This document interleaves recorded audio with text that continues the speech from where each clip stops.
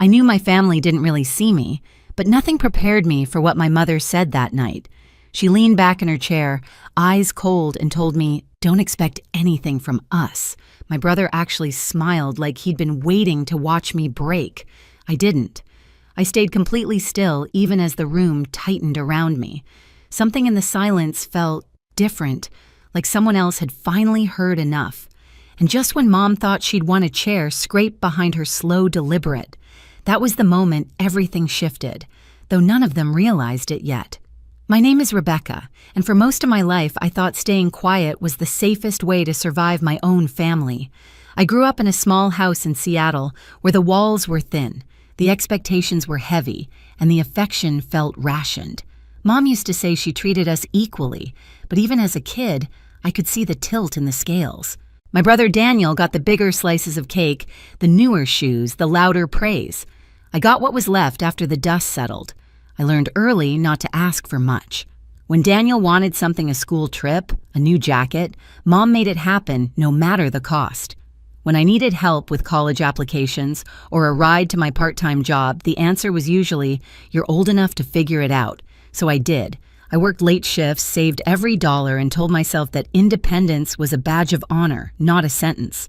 Grandpa was the single exception. He was steady, patient, and never made me feel like loving me was a chore. His place always smelled like pine and old books, and every time I visited, he'd smile and say, "You look tired, sweetheart. Sit. Tell me everything." I didn't tell him everything, of course, but he listened to the pieces I was brave enough to share. As I got older, the favoritism didn't fade. It sharpened. Mom spoke about Daniel like he was the sun we all orbited. She covered his unpaid bills, co-signed. His leases, bought him out of problems he created. I kept my distance working in office administration downtown, keeping my head down, living small because I never wanted to need anything from them. But the imbalance grew impossible to ignore.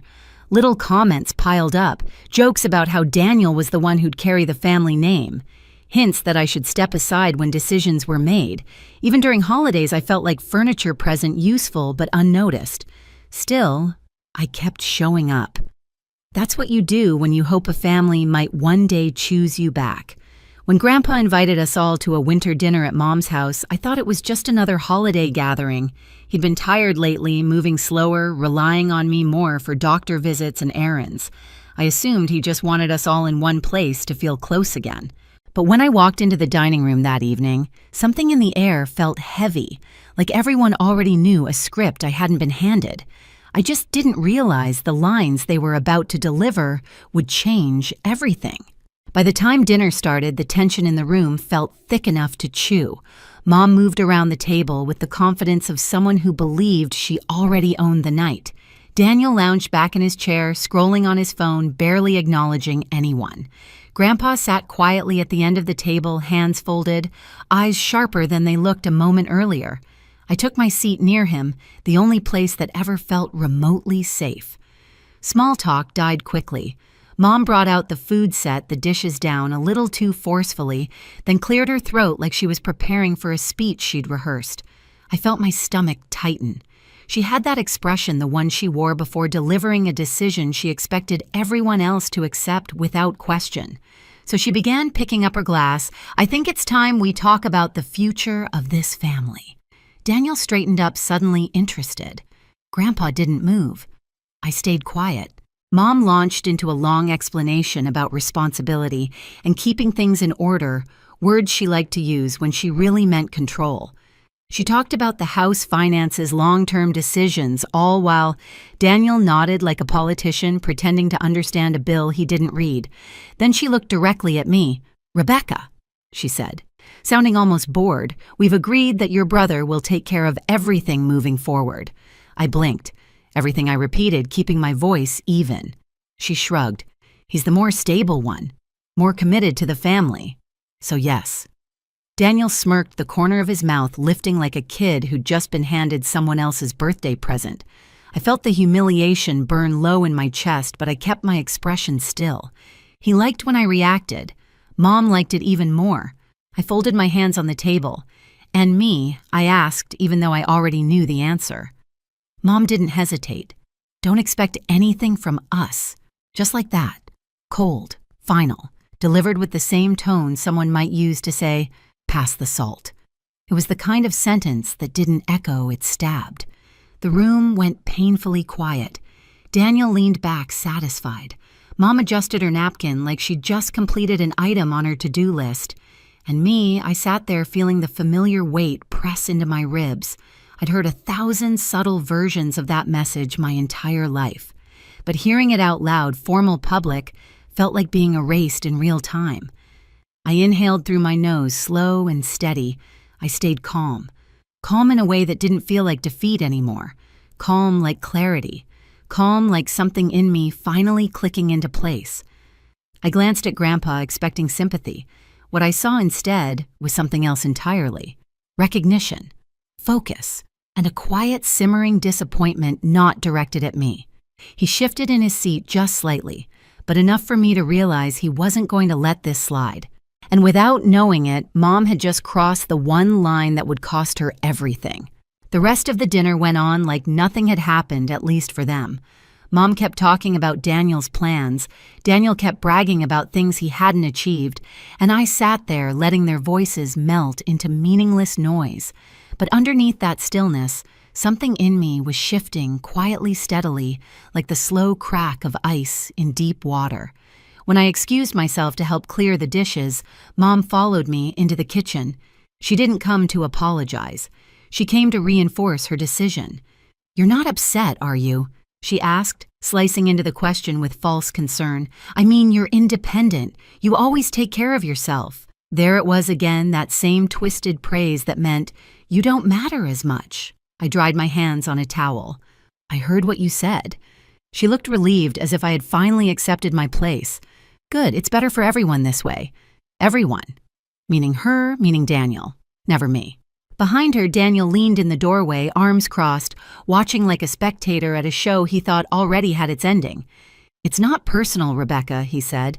"It's just obvious. You don't need anything." I met his eyes for the first time that night. "Maybe I don't," I said softly. He frowned, confused by my lack of fight. Mom waved her hand dismissively and headed back toward the dining room. "Let's finish dessert," she said. "Dad wants to talk before he leaves." Grandpa, the only name in this house that didn't make my shoulders tense. I re-entered the room and found him sitting exactly where I left him, but now he was watching me with an intensity that made my pulse hitch. It wasn't pity, it wasn't shock. It was something quieter, deeper, a decision forming. He reached toward his pocket, then stopped when Mom and Daniel returned. His hand rested on the table instead, fingers tapping lightly, a habit he had whenever he was thinking through something serious. Mom sat next to him and patted his arm, using the sweet tone she reserved for moments when she wanted him to agree with her. "Dad, we were just discussing how Daniel should take over everything. It's time we make things official." Daniel straightened up proudly. Grandpa's tapping stopped. He lifted his gaze to Mom. "Is that so?" She didn't notice the shift in his voice. She kept smiling. "Yes, Rebecca understands. She knows she doesn't need anything from us." My breath caught. So did the tapping. Grandpa drew in a slow breath, eyes darkening, not with age, but with realization. I felt the room tilt almost imperceptibly. Something was coming, something neither Mom nor Daniel saw in the distance. As the conversation moved on, I saw Grandpa's hand drift subtly back toward his pocket, toward the envelope he'd almost pulled out earlier. His jaw tightened. His shoulders straightened. And for the first time that evening, Mom's confidence flickered just barely, like a candle catching a draft. She didn't know it, but the ground beneath her was already starting to split, and all she had done was give him one more reason to let it. Grandpa didn't speak right away. He just sat there, eyes fixed on Mom in a way that made the room feel smaller, tighter. The tapping from earlier had stopped, completely replaced by a stillness that felt heavier than any raised voice could have been. I knew that stillness. It was the same one he carried at the hospital when a doctor was about to deliver hard news. It meant he was done listening. Mom didn't notice. She poured herself more tea, humming like the night was going exactly how she planned. "Dad, we should finalize things tonight," she said. "Daniel and I have talked it through. Everything will run smoother once the paperwork is updated." The house, the savings, the accounts. It's time Daniel takes charge. Daniel puffed up in his seat. I'll make sure everything's handled. Grandpa's voice came out low. Handled? Daniel grinned. Yeah. Grandpa leaned back slightly, studying him. And Rebecca? He asked, tone deceptively casual. Mom exhaled, annoyed. Dad, we've been through this. Rebecca doesn't need anything from the family. She's always been independent. She knows that. She turned to me, expecting agreement. Right, I didn't answer. Not because I didn't know what to say, but because I was afraid any response would shatter the delicate tension in the room. Something inside me warned that this moment wasn't about my voice. It was about Grandpa's. He placed both hands on the table and cleared his throat. The subtle scrape of his chair against the floor made Daniel pause mid-smirk. I think Grandpa said slowly, "It's time I speak." Mom forced a smile. Of course, Dad. Go ahead. We know this is emotional for you. Grandpa's jaw flexed. You have no idea how emotional. The room snapped into silence. He reached into his coat pocket and took out a thick envelope, cream-colored, sealed, worn at the edges, like it had been handled many times before. He set it on the table with a quiet thud, but it sounded louder than anything else had all night. Daniel's eyes narrowed. What's that? Grandpa looked at me first long enough for my throat to tighten, then turned to them. That he said is the truth. Mom's smile faltered just a little. Dad, what are you talking about? Grandpa slid the envelope toward the center of the table. Before we discuss any paperwork updates, I think it's time you two stop pretending you've earned control over anything. Daniel scoffed. Come on, Grandpa, sit. Grandpa snapped. Daniel sank back down. Grandpa opened the envelope and pulled out a stack of papers, documents, bank statements, savings records. Not detailed files, just simple proof. Enough to make the blood drain from Mom's face the moment she recognized them. I've spent the last year reviewing everything Grandpa said. Every payment I made, every dollar I sent to support my granddaughter. He looked straight at Mom. And everything you took. Mom's hand twitched. Dad, that's not don't. His voice struck like a hammer. You told me Rebecca never cashed the support I sent her for school. You told me she refused the help, that she said she didn't want my money. Daniel sat up straighter, suddenly unsure.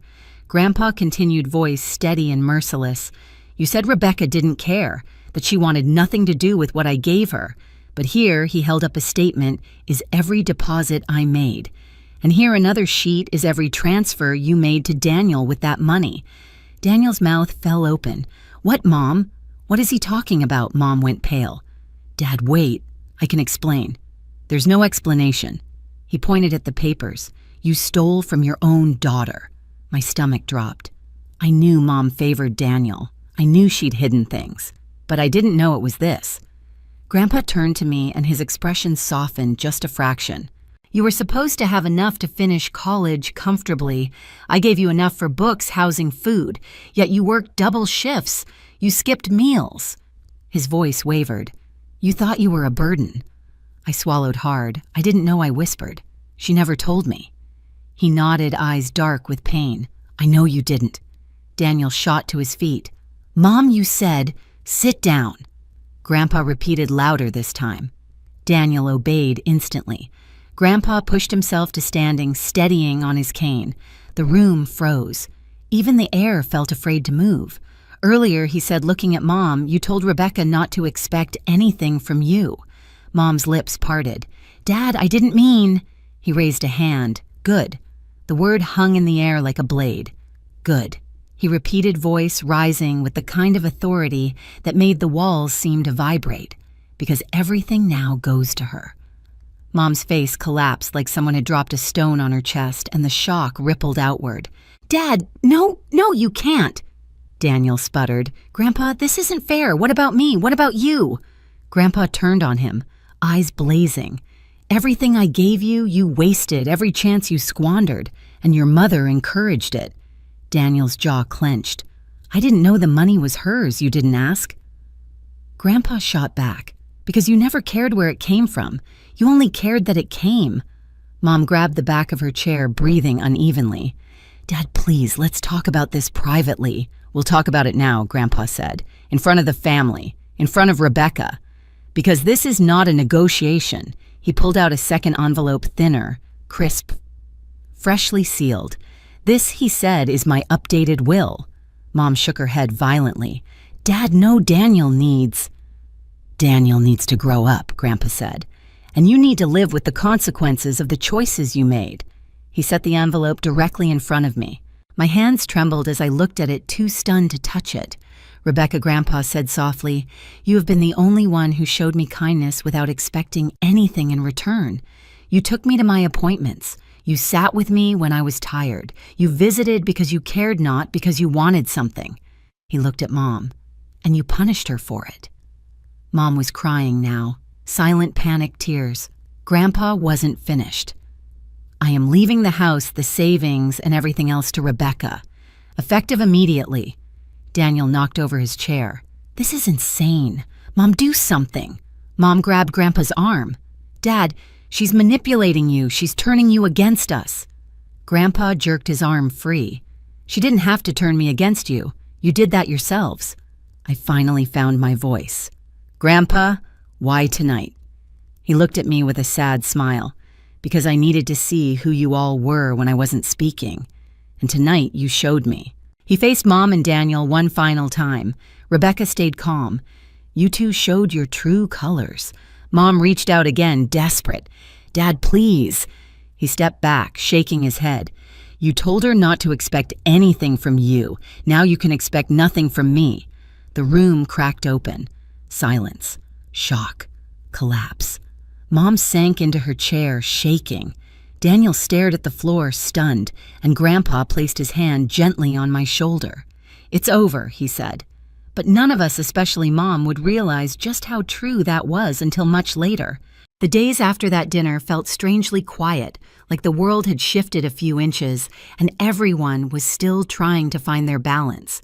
Mom called twice, then 3 times, each message more frantic than the last. I didn't answer. Daniel didn't call at all. I heard from a relative that he'd stormed around the neighborhood complaining that everything had been stolen from him, never once admitting why Grandpa made the decision he did. Grandpa, meanwhile, seemed lighter. I drove him to an appointment in downtown Seattle, and he walked a little straighter, breathed a little easier. When we sat together in the waiting room, he nudged my arm gently. "You did well," he said. "I didn't do anything," I replied. He shook his head. "You stayed decent. That's harder than fighting." Later that week, we met with a lawyer to finalize the paperwork he'd already prepared. There were no dramatic signatures, no grand announcements, just a quiet confirmation that everything Mom and Daniel assumed they controlled no longer belonged to them. Grandpa didn't look triumphant. He looked relieved. When we left the office, the winter air felt sharper, cleaner. We stood on the sidewalk for a moment, watching traffic move across the city. "You know, he said being loved shouldn't feel like begging." I swallowed, feeling something loosen in my chest. I guess I kept hoping they'd change. "They won't," he said gently, "but you can choose differently." And for the first time in years, I believed him. Even now, when I think about that night, I don't remember the shock or the shouting first. I remember the moment Grandpa placed his hand on my shoulder, the quiet certainty that I wasn't invisible after all. Losing my family the way I knew them hurt, but gaining the truth set something free inside me. Sometimes justice doesn't roar. Sometimes it stands up slowly, clears its throat, and speaks for you when you're too tired to fight. If this story resonates with you, share your thoughts below and hit subscribe so you don't miss the next one. You're not alone.